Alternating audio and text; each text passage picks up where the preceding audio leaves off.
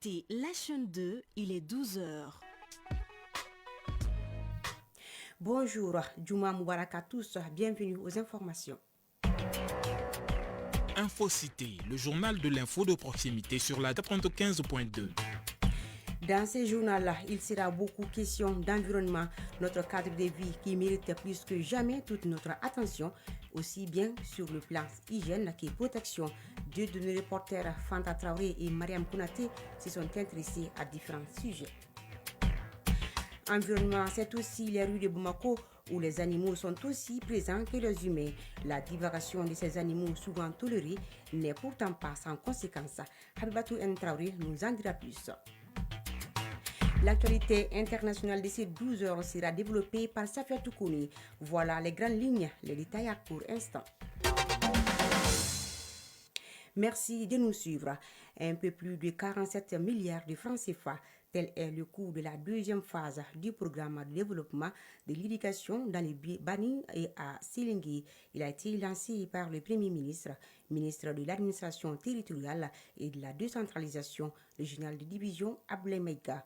Au regard des bons résultats engrangés lors de la première phase, les gouvernements du Mali et la BOAD ont décidé de mettre en place une deuxième phase. Cette deuxième phase sera mise en œuvre à Djeni, à San, dans la zone du Moyen Bani et à Silingui. Il s'agit pour le Premier ministre d'assurer la sécurité alimentaire au Mali. Je le disais au sommaire, notre environnement et notre vie, notre source d'oxygène et sa protection nécessitent toute notre attention, d'où l'initiative de la quinzaine de l'environnement. Et pour en parler, nous allons faire un tour dans certaines familles du Bamako pour un constat dans le traitement des déchets, suivant Fanta Traoré. Dans certains quartiers de Bamako, il n'y a pas de dépôt proprement dédié aux déchets. Mais il se trouve que les quartiers Boulkanso-Bougou, Djelibougou, entre autres, bénéficient du service de groupement d'intérêt économique GIE. Gaoussou Doumbia, un habitant de Boulkanso-Bougou. Nous avons des prestataires, des sociétés en GIE qui proposent leurs services afin de pouvoir nous débarrasser de nos ordures compte tenu de la migration. Donc ils collectent les ordures selon une fréquence qu'on va convenir, soit une fois par semaine, soit 2 fois. Tout va dépendre en fait du montant et des besoins du client. Et le prestataire en question passe pour collecter et amener les déchets à la décharge. Contrairement à Gaoussou Doumbia, dans le quartier de Ramatoukone, Sirakoro Mengetana, ils ont une autre manière de gérer leurs déchets. Dans mon quartier, on vise les terrains vides pour déposer nos déchets. Et quand l'endroit commence à être débordé, on brûle les ordures. Dans le quartier de Seydou Lassana Traoré à Bako-du-Koronigol, lui est totalement contre l'incivisme des habitants, à savoir jeter les ordures dans l'eau et aussi les retards accusés par les groupements d'intérêt économique GIE dans le ramassage des déchets. Les ramasseurs des ordures ne ramassent pas au rendez-vous à temps. J'ai remarqué aussi sous la pluie, la majorité des familles jettent des ordures dans l'eau qui coule dans les rues. Donc, la force des eaux ne permet pas d'avancer les ordures. Enfin, les ordures resteront dans les portails dans les familles voisines.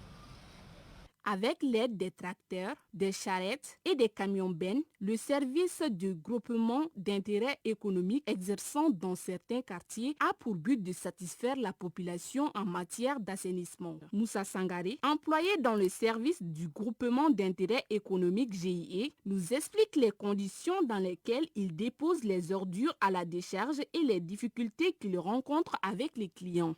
Donc, la plupart du temps, on dépose les déchets à la décharge de Marseille. Avant de les déposer, on amène des documents approuvés par la mairie. Souvent aussi, on a des difficultés lors de la collecte d'argent car certains clients ne payent pas à temps. Et c'est pour ça. À noter qu'une bonne organisation d'une communauté reste la seule solution pour l'assainissement de la ville de Bamako. Et chaque famille a sa manière propre de gérer les ordures et rendre l'environnement plus propre. Environnement toujours, faisons à présent un focus sur l'hygiène des toilettes au sein de certains marchés de Bamako. Vous le savez certainement, ces hauts lieux de négoce sont souvent pas dotés de systèmes d'aisance dignes de ce nom, malgré les grandes capacités de concentration humaine. Parmi les marchés en manque de toilettes adaptées, ceux de Woninda ou du marché rose figurent en place des choix. À qui appartiennent ces toilettes? Comment se passe leur gestion et quel est le point de vue des utilisateurs? Mariam Konati nous en dit plus. La gestion des toilettes publiques est devenue un véritable casse-tête à Bamako. Au sein de nos marchés, elles sont insalubres, de telle sorte que leur utilisation laisse à désirer. Nous sommes au grand marché de Bamako, communément appelé marché aux roses, un endroit qui ne manque pas de monde. Cette forte concentration humaine engendre forcément des besoins naturels qu'il faut impérativement satisfaire. Et pour cela, il faut des lieux d'aisance et de soulagement répondant à certaines normes hygiéniques. Cheikh Negambi, utilisateur des toilettes publiques. Oui, moi je les utilise. Les toilettes d'ici sont propres. Elles ne sont pas du tout sales. Daouda Diara, service de nettoyage des toilettes. Il y a beaucoup de monde, c'est difficile de gérer nos toilettes. Sinon, je fais de mon mieux pour garder les lieux propres. Mais certaines personnes, parfois mal intentionnées, nuisent à notre travail. On nettoie tout le temps, mais ils n'en font pas bon usage. Ces toilettes sont à nous, alors prenons-en soin. D'après nos constats, à l'entrée de ces toilettes publiques, on est saisi d'une odeur nauséabonde, à retourner l'estomac. Ces coins du marché ne cohabitent pas, décidément, avec la propriété. Mamadou Diallo, gérant de toilettes publiques. Ce n'est pas facile. On reçoit des centaines d'utilisateurs chaque jour. L'entrée est payante. Les gens doivent faire attention pour nous aider à garder les lieux propres. On lave 2 fois par jour avec du savon liquide et de l'eau de javel. Les 50 francs CFA qu'on perçoit servent à entretenir les toilettes. Changement de décor, autre marché, même réalité. Nous voilà à Wonida, situé en commune 2 du district de Bamako. Ici, plusieurs blocs sanitaires sont alignés et ils sont acceptables qu'ailleurs. Mariam Konate, vendeuse. Oui, j'utilise les toilettes publiques. On y va pour faire nos ablutions ou nos besoins naturels. Ce n'est pas toujours facile. Le gérant fait de son mieux. J'en appelle à tout un chacun pour qu'on en fasse un bon usage. Adama Kologo est l'un des gérants de ces toilettes au marché Wonida. Il insiste sur l'entretien constant de ces lieux. Gérer ces toilettes, ce n'est pas facile. Beaucoup ne les utilisent pas correctement. Ils jettent des couches, des cotons hygiéniques dedans. Le prix va de 25 à 50 francs CFA. On nettoie 3 fois par jour avec de l'eau de javel et du grésil. Je sensibilise la population pour qu'on garde nos toilettes propres. Les toilettes au sein des marchés peuvent être de véritables nids de bactéries responsables d'infections. C'est pourquoi d'ailleurs, Jelika Kouma, cliente, n'aime pas les utiliser. Non, je n'utilise pas les toilettes publiques. Je préfère m'abstenir plutôt que de risquer une infection. J'ai peur d'attraper des maladies, c'est pourquoi je n'y vais pas. Sidi Kouyaté, gynécologue. D'abord, il y a les infections urinaires si l'assainissement n'est pas à la hauteur de soi. Lorsque les germes migrent au niveau de la flore vaginale, chez les femmes, là en ce moment, c'est bonjour les infections urinaires.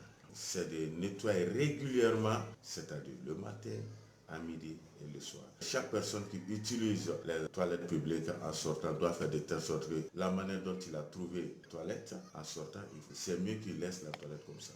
La visite de ces deux marchés met à nu l'état déplorable de certaines toilettes publiques. Un effort collectif et une synergie d'action entre les gérants, les usagers et les autorités locales est indispensable pour assainir et maintenir en état ces lieux publics qui ont pour vocation première de permettre à nous soulager.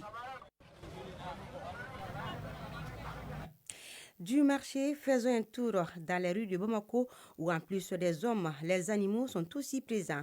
La divulgation de ces animaux, souvent tolérés, n'est pourtant pas sans conséquences. Face à ces phénomènes, la responsabilité des propriétaires est engagée, mais pas seulement. Autorités locales, vétérinaires et associations sont aussi interpellées. C'est un dossier signé Abatou N. Traoré.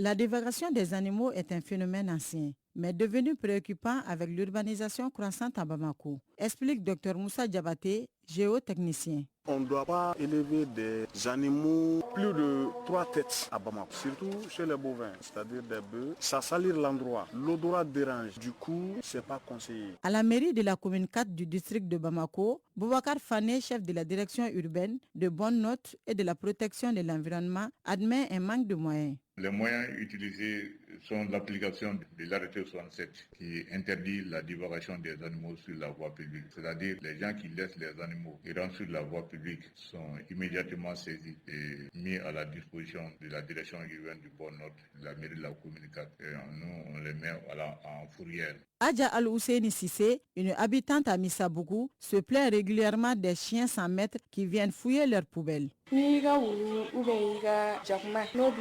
Par exemple, chez nous, le chien d'un voisin vient souvent traîner dans notre cour. Comme nous habitons à l'étage, il se couche au bas de l'escalier et il faut le chasser pour pouvoir passer. Dès qu'on ouvre la porte, il essaie d'entrer. J'ai même entendu dire qu'il se met maintenant à courir derrière les motocyclistes. Cela devient dangereux car on ne sait pas s'il est enragé ou non. Le mieux, c'est que chaque propriétaire garde son chien dans un enclos ou à l'intérieur pour éviter qu'il n'aille importuner les gens. Dr Moussa Diabaté, géotechnicien. Juste il y a 2 semaines de cela, j'ai été appelé pour un cas à Moribabougou. Un chien enragé a mordu un petit. Et malheureusement, le petit a succombé. Je tiens à informer tout un chacun de nous à prendre soin de nos animaux, surtout de les vacciner. Du côté de la bergère Kadidiatou Bagayogo, la situation est aussi préoccupante. Moi, j'ai une grande cour chez moi, donc j'élève mes animaux à la maison sans problème. Mais je suis contre ceux qui ont des animaux et les laissent en liberté dans le quartier. Si vous n'avez pas de place chez vous, amenez-les hors de la ville. Ces animaux abîment les nourritures des gens et causent trop de désagréments. Franchement, c'est dérangeant. Je demande à tous les propriétaires de trouver un endroit approprié pour leurs animaux parce que certains deviennent vraiment invivables. La divagation animale n'est pas une fatalité. Elle est le résultat d'un manque de conscience, de moyens et de coordination. Pour y mettre fin, il faudra un véritable engagement collectif, mêlant éducation des propriétaires, action municipale et soutien aux structures vétérinaires et associatives. Prenons soin de notre environnement. 12h13. L'actualité internationale, c'est juste après ça. À présent, le tour d'horizon de l'actualité internationale. Safia Toukouné est à mes côtés pour le développement de l'actualité internationale. Safi, bonjour. Bonjour Kumba, bonjour à toutes et à tous. Au Nigeria, premier sommet économique de l'Afrique de l'Ouest, les pays de l'EIS attendus. Lors de ces premiers sommets rendez-vous régional, la capitale Abuja accueille des chefs d'État, des ministres, des dirigeants du secteur privé et des institutions de développement des pays de l'Afrique de l'Ouest. Des représentants du Burkina Faso, du Mali et du Niger sont aussi attendus à ces sommets. En lançant ces sommets inédits, le Nigeria veut assumer son rôle de locomotive en tant que première économie ouest-africaine. Au Cameroun, des personnalités appellent à sanctionner dans les urnes le président Paul Biya. Kumba, dans une lettre ouverte diffusée dans la presse et les réseaux sociaux, des élites du Sud Cameroun appellent à tourner la page des 43 ans de pouvoir de Paul Biya. Ils veulent sanctionner dans les urnes en octobre prochain le long règne d'un de leurs maires qui, de leur constat, n'a rien apporté à leur région. La lettre de 4 pages est adressée aux populations de la région. Elle dresse un bilan sans concession des réalisations du pouvoir du président Paul Biya au bénéfice des siens. Au Kenya, 30 ans de prison pour les complices de l'attentat d'un complexe hôtelier en 2019. 2 hommes ont été condamnés à 30 ans de prison pour avoir facilité l'attentat. 21 personnes avaient été tuées dans cette attaque revendiquée par le groupe islamiste Al-Shabaab. Le tribunal a établi que les 2 accusés, tous 2 Kenyans, avaient envoyé de l'argent aux terroristes et fourni de faux papiers d'identité. L'enquête antiterroriste qui a duré 6 ans a permis de remonter toute la chaîne allant des assaillants aux financiers. Safiatou, en Tunisie, un rapport d'Amnesty dénonce la répression des manifestants syndicalistes et environnementaux. Publié ce 17 juin, ce rapport d'Amnesty International dénonce la répression envers des militants syndicalistes et environnementaux. Il montre que, contrairement au discours politique du président Kais Saied, qui s'est engagé à défendre la justice économique et sociale, et les plus marginalisés, ces derniers sont aussi ciblés lorsqu'ils défendent leurs droits. Voilà, Kumba, c'est ce qu'on pouvait dire comme l'essentiel de l'actualité internationale de ce 12 heures. Merci, Safiatou Kouni, pour ces informations. Et retour au Mali et direction la place du cinquantenaire de Bamako où s'est tenu ce samedi 14 juin le grand concert final de Orange Music Talent. Ce concert a mis fin à la caravane qui a débuté depuis le 1er octobre 2024 après les différentes phases de présélection, sélection et les caravanes dans les différentes régions du Mali. Aruna Aliou.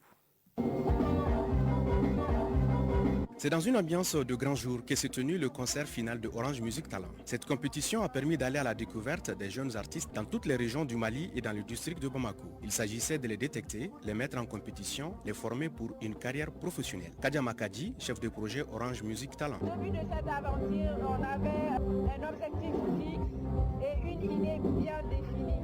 Et franchement, on peut dire que nos objectifs ont été vraiment atteints. Pour Orange, grand partenaire de la culture malienne, mettre ces jeunes sous projecteur est un devoir, une expression de leur responsabilité sociale d'entreprise. Muriel Sissé, directrice de la communication de la marque et du sponsoring Orange Afrique et Moyen-Orient. Au Mali, nous avons beaucoup de manières de chanter, de manières de s'exprimer, de sonorités.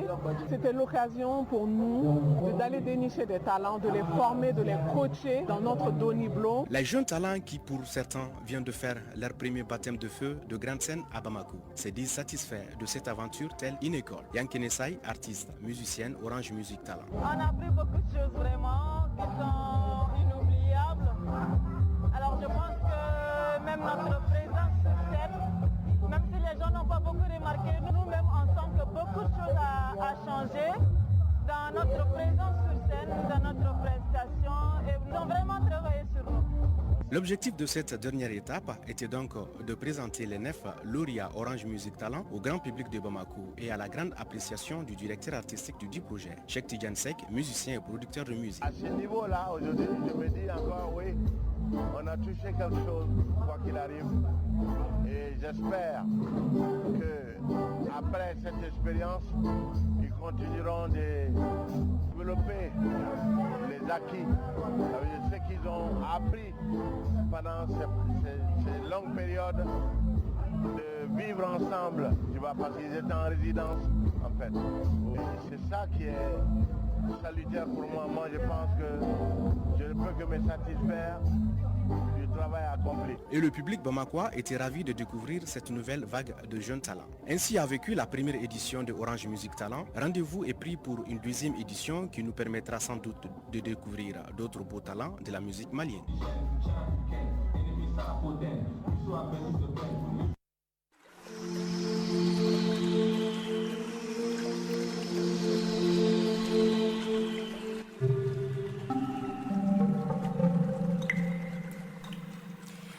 Et voilà, vous l'avez compris, météo, à 12h18, le climat est clément avec une température de 35 degrés sur Bamako et environ.